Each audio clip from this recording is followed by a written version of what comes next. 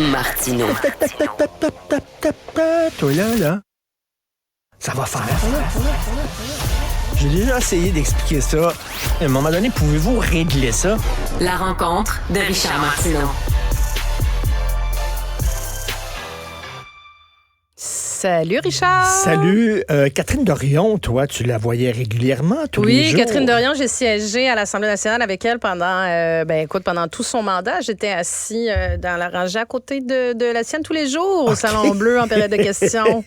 Écoute, tout est dans le timing. Hein? Comme me disait Jean-François Lisée hier, qu'elle sorte un livre où elle critique son ancienne formation, c'est une chose, mais tu sais, elle aurait pu attendre que le congrès soit terminé. C'est comme... Congrès qui a lieu dans une semaine. Ben c'est ça, de son parti. C'est peut-être une pure coïncidence. Oui, c'est sûr Richard. et certain.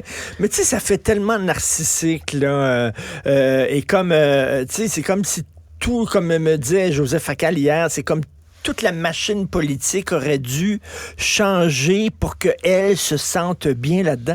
Tu sais, ce cynisme-là en disant c'est toute de la merde, la politique, puis toute l'affaire. Voyons donc, c'est comment... Oui, mais la machine politique, tu vois, moi, là, ça m'a... Je l'ai dit, là, tu sais, Catherine Dorion, là, quand elle est arrivée au Parlement, je trouvais ça rafraîchissant. Oui. J'aimais ça, son petit côté irrévérencieux, anticonformiste. Puis je trouve ça le fun, moi, que tu aies 125 députés qui soient pas toutes une espèce de copie carbone puis qui soient toutes pareilles. À un moment donné, il faut que tu livres la marchandise. Il faut que ça aille au-delà de ça, là. Faut que ça aille au-delà du stunt, là. Ben, ça peut pas toujours être un stunt, tu sais. Puis il y a un moment donné, je me suis dit, mais elle veut accomplir quoi? Elle veut faire quoi? Puis tu sais, elle pousse tout le temps la limite, là. Tout le temps. Pourquoi elle est en politique?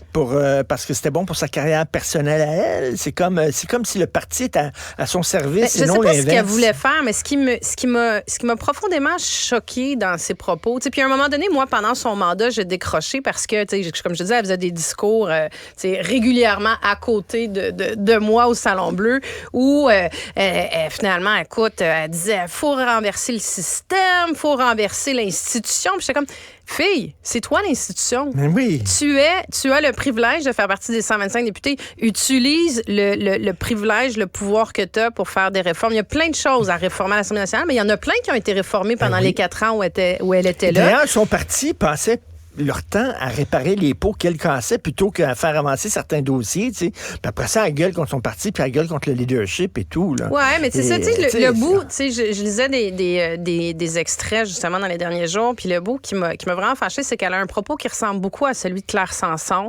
Claire Sanson qui disait, les députés, c'est des plantes vertes, puis ça sert à rien. Oui. Catherine Dorion, elle a dit, c'est des zombies. Des zombies. Qui se lèvent, qui font des discours tout préformatés, puis moi, ça me fâche tellement. Ça, c'est vraiment pour alimenter le cynisme. Tous les députés sont des zombies, tous les médias, c'est des plots à clics, etc. Il n'y avait rien Ah oui, puis attends, correct, elle disait, là. les députés, leur seul objectif dans la vie, c'est de tisser leur pouvoir d'influence. C'est tellement réducteur, c'est tellement insultant. Hey, les députés qui sont à l'Assemblée nationale, ils travaillent tellement fort, mais moi, j'ai toujours dit, t'en fais ce que tu veux du mandat qui t'est donné. Tu deviens un travailleur autonome quand t'es député. Oui. Tu fais ce que tu veux pour tes citoyens, tu décides de t'investir ou pas. Tu peux n'être jamais là, ce que je comprends que Catherine Dorion a fait parce qu'elle a fait... Parce qu'elle n'était pas très présente dans sa circonscription, ni à l'Assemblée nationale, dans les commissions parlementaires, mais tu peux décider de faire du 24/7, d'aller dans tous les soupers, dans tous les galas, dans tous les matchs de soccer le samedi, puis d'être super présent pour tes citoyens, puis de les aider dans les différents dossiers, déposer des projets de loi à l'Assemblée nationale. Tu peux en déposer tous les jours, si tu veux. C'est ta volonté de faire quelque chose. Mais là, si tu t'assois sur ton steak, puis tu fais juste chialer en disant « Oh, on m'a empêché de faire des choses ». Ben oui. OK, qui t'a empêché de faire des choses? Personne, là, tu sais, investis-toi, puis tu peux changer les choses. Il y a des politiciens qui vont là en toute bonne foi, puis qui réussissent à faire changer les choses. Mais tu sais, rester là, les bras croisés, en jugeant tout le monde, en les regardant de haut, en disant, toi, t'es mal. Tu sais, puis cette attitude-là, quand t'as 20 ans, peut-être, là, mais elle a pas 20 ans, là, tu sais, à un moment donné, là, jouer la rebelle, là, parce que c'est cool, puis tout ça, là, puis, tu sais, c'est ça. On va se souvenir d'elle pour le coton ouaté, là. C'est ça qu'elle a laissé comme héritage, là. Ouais.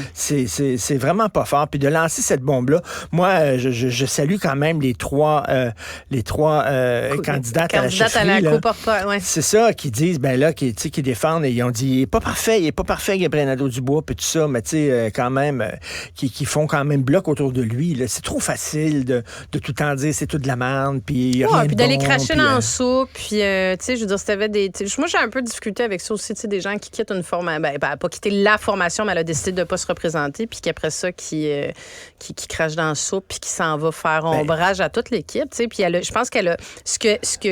Ce que les sondages nous disent, c'est qu'elle semble avoir quand même tiré son parti plutôt vers le bas que vers le haut. Puis là, c'est comme si elle continue encore. La même chose avec Claire Sanson, elle était pas contente parce qu'elle n'a pas été ministre, puis tout ça. Là, puis là, elle a commencé à gueuler contre son ancienne formation. Mais ça s'est retourné contre elle.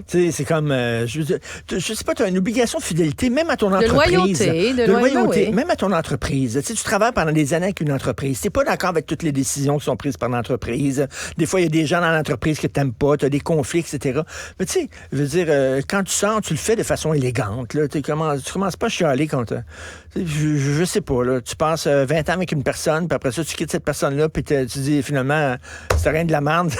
Je comprends pas cette affaire-là. Je peux juste te dire, Richard, c'est le discours qu'elle a tenu du jour 1 de son mandat ou à la fin, en quittant. Puis, écoute, 2 ans plus tard, c'est encore le même discours. 1 an plus tard, c'est le même discours qu'elle tient. Elle prépare quoi, une pièce de théâtre, c'est ça? Un monologue? C'est ce que je comprends.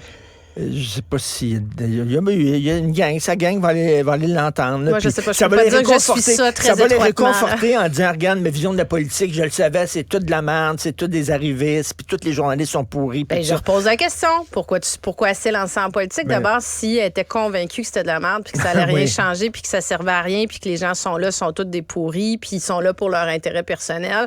Donc, elle va continuer le même discours, mais à la limite, tu dis, tu as eu le privilège de changer les choses. Tu aurais pu faire une différence. Tu as décidé de pas le faire. Trop facile. Merci, Richard. Merci. C'est ce qui met fin à notre épisode d'aujourd'hui. Je vous remercie d'avoir été à l'écoute et je vous dis à très bientôt. Cet épisode est maintenant disponible en balado et vidéo sur l'application et le site cubradio.ca.